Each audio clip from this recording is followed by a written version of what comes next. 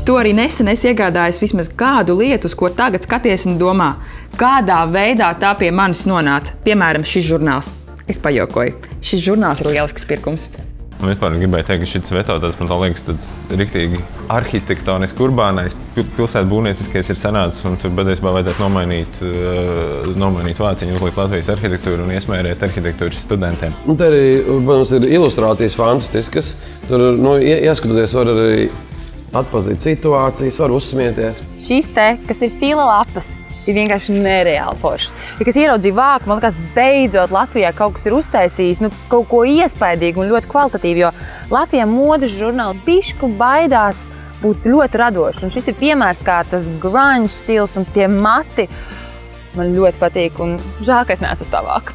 Vēl Lielpilsētas numurā lasāms par pavāru Mārtiņu Sirmo, grupu Omerta, mūziķi Alisi Josti, dzejnieku Pīda Tempt, dizaineru Ādamu Ferveteru, skaņu mākslinieku Jeremy Young, Miesai, Blank Blank un Ģirtu Rozentālu.